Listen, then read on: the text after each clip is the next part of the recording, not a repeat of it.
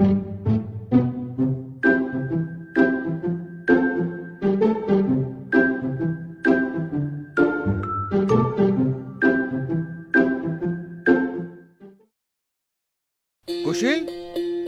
তুই আমার পেন্সিল ফেরত দে। নাইলে নাইলে ভালো হবে না কিন্তু। পারবি আমার লগে? হ্যাঁ, যা যা। ঠিক আছে, দেখা যাবে।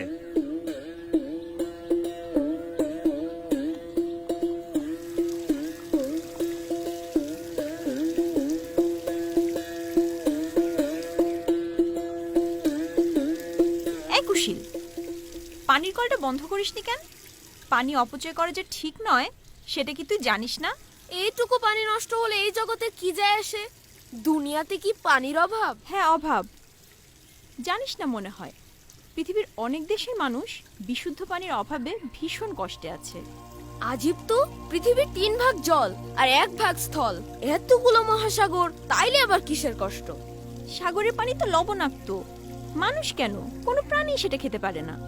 শুন, পৃথিবীর শতকরা 99 ভাগ পানি মানুষ ও প্রাণীর কেউই বলতে গেলে ব্যবহার করতে পারে না।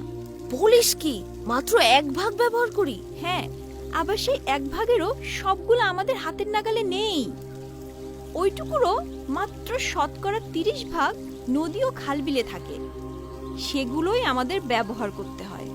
যার মানে হচ্ছে এই পুরো পৃথিবীর মোট পানির শতকরা 0.3 ভাগ বিশুদ্ধ পানি আমাদের সব প্রাণীর জন্য আছে। মাত্র শতকরা 0.3 ভাগ মাত্র। তোর কথা শুনে তো মনে হচ্ছে দুনিয়াতে পানির আকাল পড়ছে। সেই রকমই বিশ্বের জনসংখ্যা বেড়ে গেছে, ফলে বাড়ি, ক্ষেত, খামার আর কলকারখানাতেও বেশি পানি লাগছে।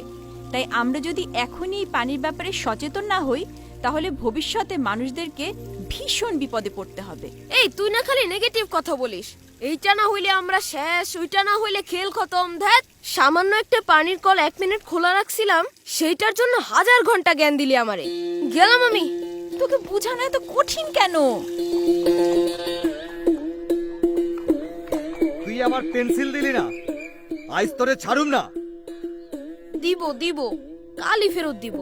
খারা, আর পরীক্ষার সময় যে তুই আমার খাতা দেখা লিখছিলি সেইটার কি হইব? আর তুই যে মোট টিফিন খায়া ফেলছিলি, না রে না, আজ তোরে ছাড়ুম না। মাফ করে দে দোস্ত।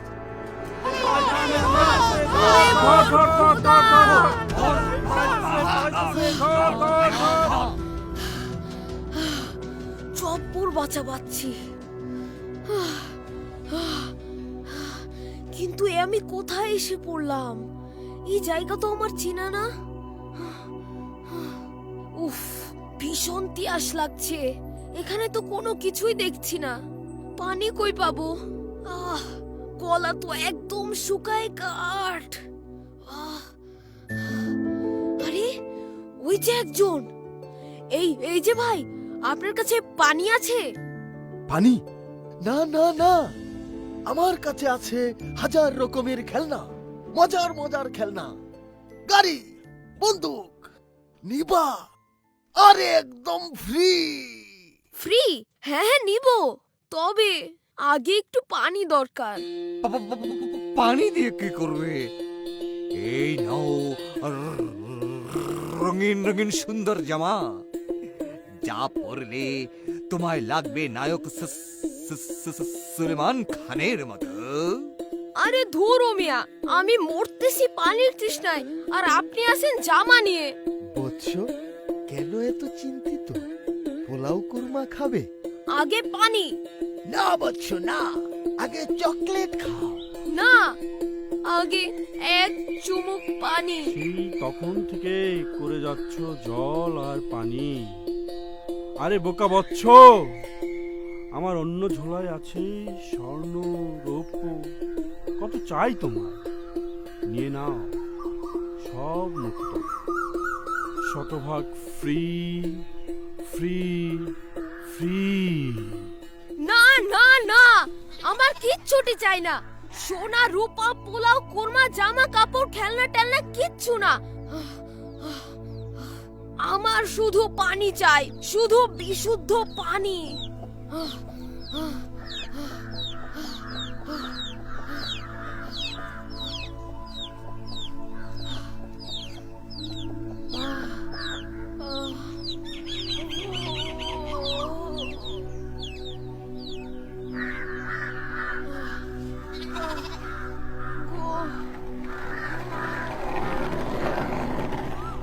চল চল, তোকে পানি খাওয়াচ্ছি।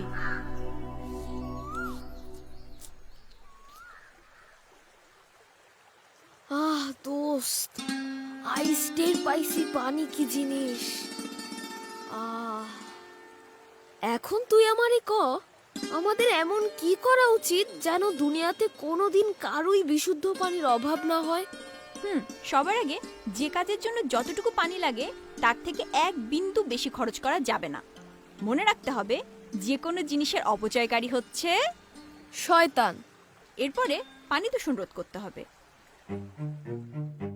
সেজন্য এই শিল্প কারখানাগুলোতে ট্রিটমেন্ট প্ল্যান্ট লাগবে। ট্রিটমেন্ট প্ল্যান্ট কি? সোজা কথায় ট্রিটমেন্ট প্ল্যান্ট হচ্ছে শিল্প কারখানার বর্জ্য পদার্থগুলোকে ধোলাই করে পরিষ্কার করা, যেন তা আমাদের প্রকৃতির বিশুদ্ধ পানি ও বায়ুকে অনেক কম দূষিত করতে পারে। বুঝছি। আর আর কৃষিকাজে রাসায়নিক ও কীটনাশক পদার্থের ব্যবহার কমিয়ে আনতে হবে, কারণ সেগুলো বৃষ্টির পানিতে ধুয়ে একসময় নদী, পুকুর, বিল, হাওর বাওরের পানিকে বিষাক্ত করে তোলে দোস্ত। এই যে নদী, এটার মূল্য কিন্তু অসীম। এই দেশ যদি আমাদের মা হয়, তাহলে নদী হচ্ছে সেই মায়ের বুক। তুই বল, আমাদের কি উচিত মাকে অপমান করা? না না, কখনোই না। ঠিক, শুধু নদী না, নদীর সাথে পুকুর, লেক বা হ্রদ, ডোবা, বিল, হাওর ইত্যাদিকেও আমাদের দূষিত করা চলবে না। এই যেমন ধর, উর্মি গ্রুপ 10টি খাল পরিষ্কার করার কাজ হাতে নিয়েছে। এতে খালগুলো পরিষ্কার হওয়ার সাথে সাথে খরার সময় এখানে বেশি করে পানি জমাও রাখা যাবে। এটাকে ওরা বলে উর্মি স্ট্রিম। উর্মি স্ট্রিম। আর আমাদের শেষ বা 3 নম্বর দায়িত্ব হচ্ছে বিশুদ্ধ পানি সংরক্ষণ করা। কিভাবে? অনেকভাবে করা যায়।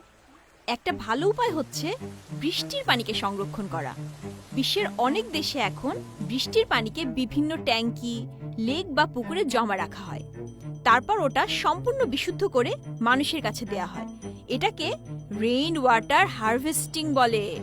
রেইন ওয়াটার হারভেস্টিং, বুঝলাম। তবে বন্ধু, বৃষ্টির পানিকে বিশুদ্ধভাবে জমা রাখার আরো ভালো এবং প্রাকৃতিক উপায় হচ্ছে গাছ লাগানো। গাছ লাগানো? দেখ সুশীল, তুই মনে হয় আমাকে মূর্খ ভাবিস। আমি জানি গাছ আমাদের অক্সিজেন দেয়, ফলমূল, ফুল টুল, খাবার দাবার দেয়। পদে পদে মানুষের গাছের দরকার, এইসব জানি, মানিও। কিন্তু এই গাছ কি মেশিন যে পানি বিশুদ্ধ করবে? এই গাছ কি ট্যাঙ্কি নাকি পুকুর যে সে পানি জমা রাখতে পারবে? উল্টোপাল্টা জ্ঞান দিস না তোরে ভাই। তুই আমার দোস্ত কুশিল, তোকে আমি ভুলভাল জিনিস কেন বলবো? শুন, বৃষ্টির পানিকে মাটি তাড়াতাড়ি শুষে নিয়ে মাটির এত ভেতরে নিয়ে যায় যে সেগুলো আমাদের ব্যবহার করা কঠিন হয়ে যায়। কিন্তু গাছের শিকড় বাকড় পানির এই শুষে নেওয়াটাকে ধীর করায়। সে পানিকে নিজের শিকড়ের আশেপাশে আটকিয়ে রাখে। আর পানিতে যদি কোনো দূষিত পদার্থ থাকে সেগুলোও আলাদা করে। তার মানে গাছের শিকড় আসলে একটা প্রাকৃতিক ট্যাঙ্কি আর পানি বিশুদ্ধ করার মেশিনের মতো কাজ করে। শুধু শিকড় না, পাতা, ডালপালা এগুলোও ওই কাজটা কম বেশি করে। আরো নানাভাবে গাছ ও পানির সম্পর্ক আছে। আসলে গাছের উপকারের কথা বলে শেষ করা যাবে না ভাই। যেমন তুই তো জানিসই যে যেখানে গাছ বেশি সেখানে বৃষ্টিও বেশি হয়। হ্যাঁ হ্যাঁ, জানি জানি। যেভাবে বললি তাতে মনে হচ্ছে না যে জানিস। না না, জানি জানি। তবে ওই হ্যাঁ, মনে পড়েছে। গাছের পাতা থেকে প্রস্বেদন হয়, মানে ওই পাতা থেকে পানি ও জলীয় বাষ্প বের হয়। আর যেখানে যত বেশি জলীয় বাষ্প সেখানে তত বেশি বৃষ্টি। একদম গাধা না, বুঝলি? হ্যাঁ হ্যাঁ, আমি তোকে অনেক চালাকি ভাবি।